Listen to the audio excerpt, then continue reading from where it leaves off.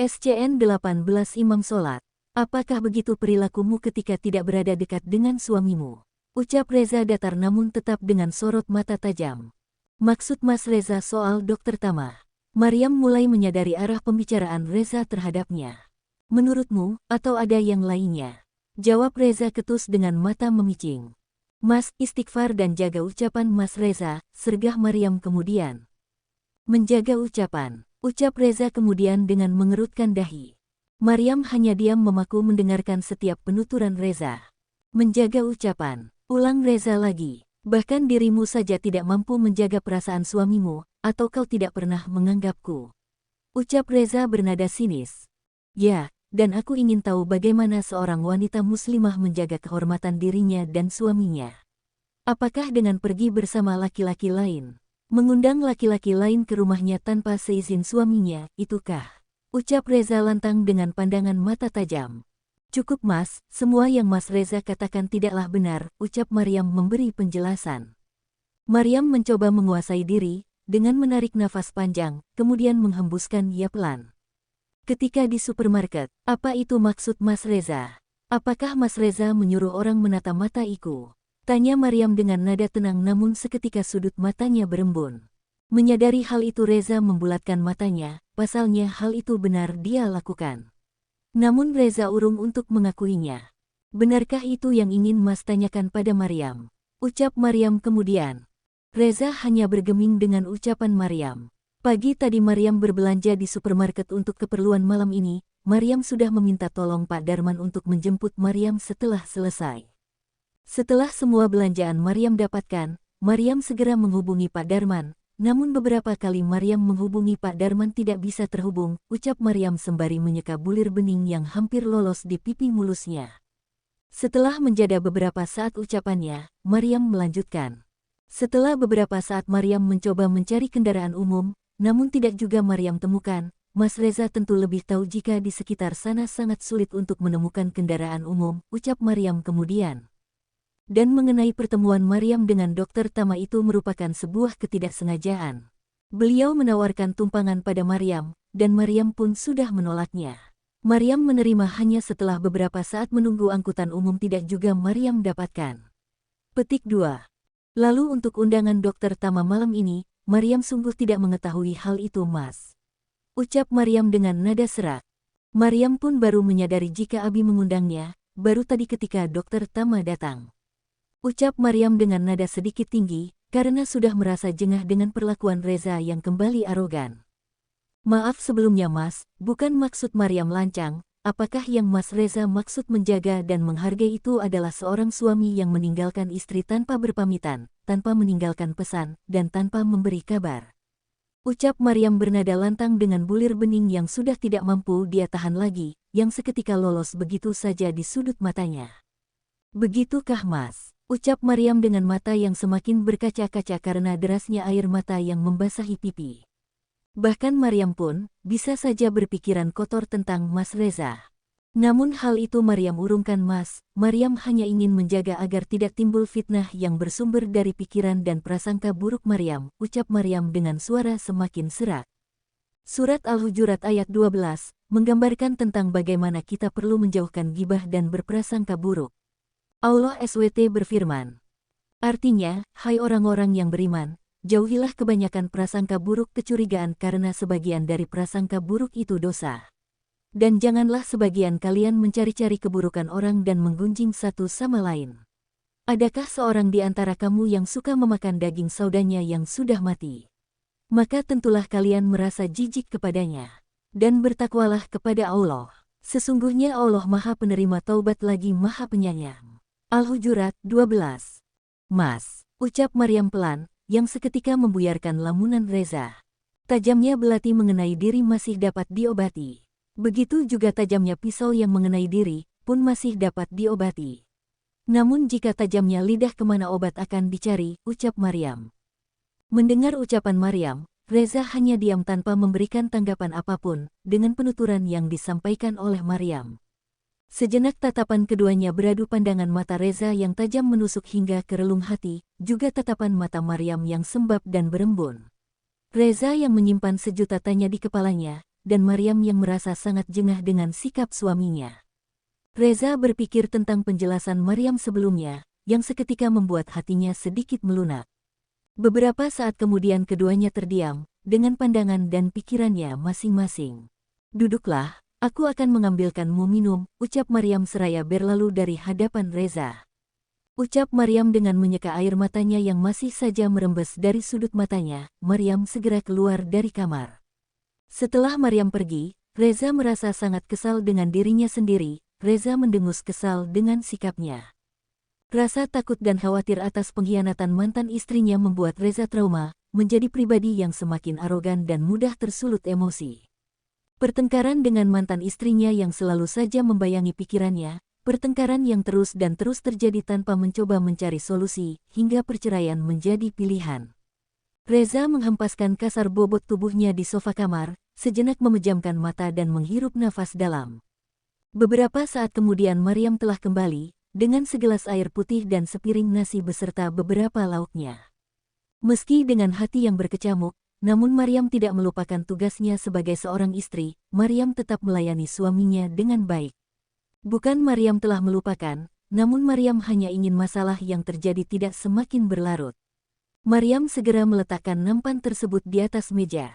Menyadari kedatangan Maryam, Reza segera bangkit dan membenarkan posisi duduknya. Maryam tahu Mas Reza belum makan sedari tadi, jadi sebaiknya Mas Reza makan terlebih dahulu, ucap Maryam pelan dengan pandangan mata menunduk. Maryam hanya tidak ingin Mas Reza sakit, tukas Maryam kemudian.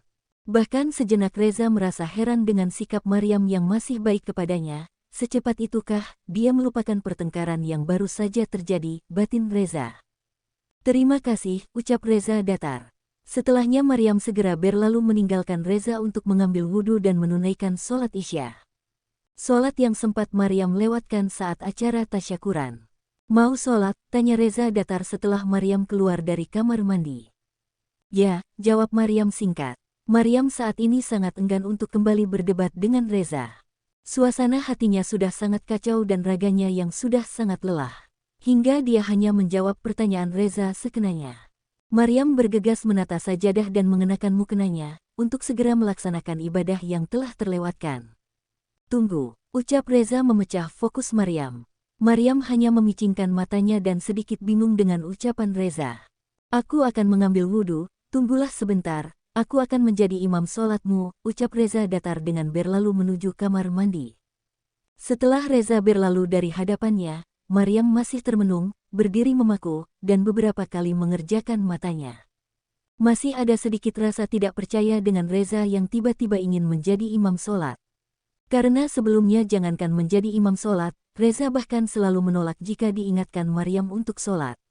Reza akan dengan sigap memberikan alasan untuk menolak ajakan Maryam ketika tiba waktunya sholat. "Alhamdulillah," gumam Maryam. Selama menunggu Reza mengambil wudhu, Maryam bergegas menyiapkan satu sajadah lagi untuk Reza, menggelar dan merapikan sajadah tersebut. Beberapa saat kemudian Reza telah selesai dan siap untuk melaksanakan sholat bersama Maryam yang menjadi makmum.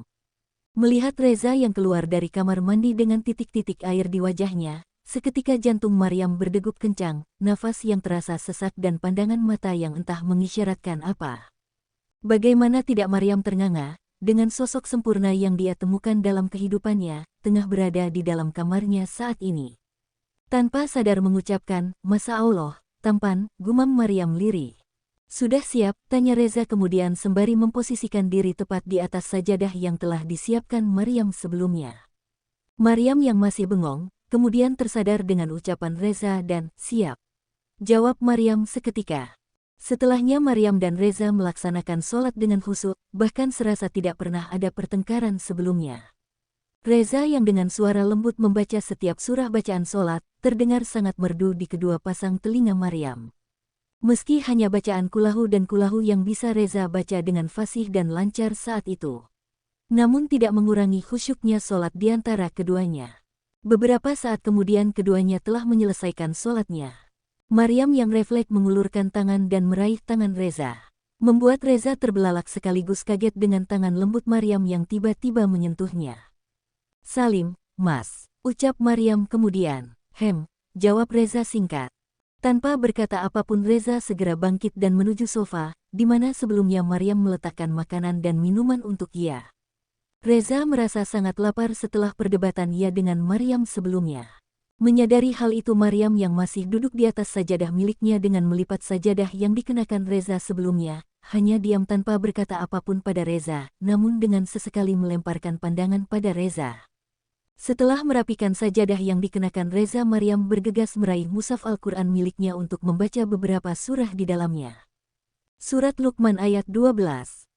Artinya, dan sesungguhnya telah kami berikan hikmat kepada Luqman, yaitu, bersyukurlah kepada Allah.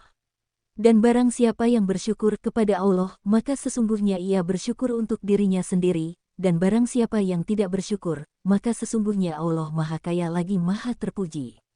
Maryam merasa sangat teduh dengan membaca surah tersebut, surah yang berisi tentang ucapan syukur atas nikmat yang telah diberikan. Setelah beberapa saat Maryam menyelesaikan bacaannya dan bergegas merapikan sajadah dan mukenanya. Melipat dan merapikan kembali peralatan sholatnya dan meletakkan di tempat sebelumnya. Tampak oleh pasang mata Maryam Reza yang telah menyelesaikan acara makan malamnya tanpa menyisakan pun di sana. Bahkan dia masih bisa marah-marah dengan rasa laparnya. Sungguh luar biasa, lihatlah Maryam, bahkan sedikit pun dia tidak menyisakan sebutir nasi pun di sana, batin Maryam dengan menyempitkan dahi.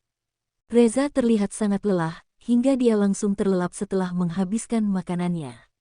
Maryam bergegas menghampiri Reza yang tertidur di sofa, untuk menyimpan semua peralatan makan yang telah selesai digunakan oleh Reza. Maryam segera keluar kamar, dan membawa naman berisi piring kotor ke dapur, mencuci dan meletakkan kembali di rak masing-masing. Setelah selesai dengan tugasnya, Maryam bergegas kembali ke kamar. Seperti biasa, di dalam kamar Maryam melakukan rutinitasnya dengan menggunakan skincare miliknya, mengganti baju dengan baju tidurnya, dan bersiap untuk merebahkan diri di atas kasur empuk miliknya, tanpa menghiraukan Reza yang terlelap di atas sofa.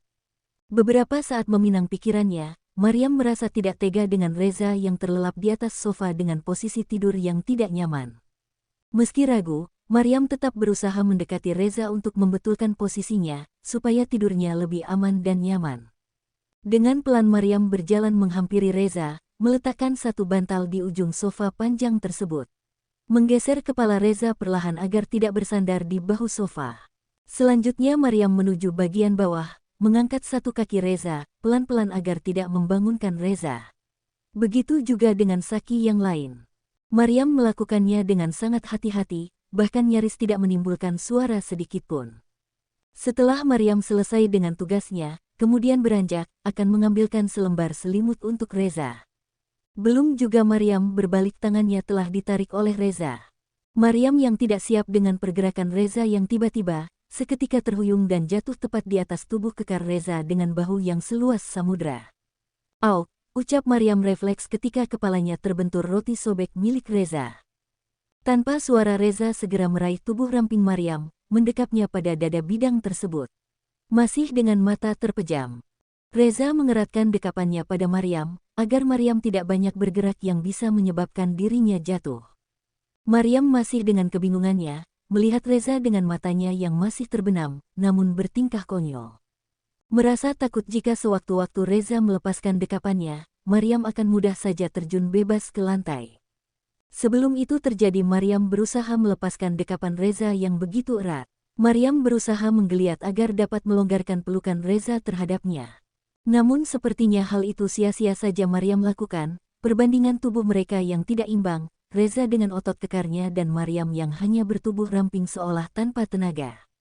Maryam mulai mendengus kesal dengan tingkah Reza saat itu, terus berusaha menggeliatkan badannya agar bisa terlepas. Begitu juga dengan Reza, semakin Maryam menggeliat, Reza pun juga semakin mengeratkan dekapannya. Meski masih dengan mata terpejam. Karena begitu kuatnya Maryam berusaha hingga dia hampir dapat melepaskan diri dari dekapan Reza. Namun ternyata salah. Bruk, bruk. Maryam yang seketika terjatuh di lantai, di mana sebelumnya Maryam berpegangan dengan kemeja milik Reza, hingga Reza pun ikut tersungkur di lantai bersamaannya. Dengan posisi Maryam berada di bagian bawah dan Reza berada di bagian atas menimpa tubuh kecil Maryam,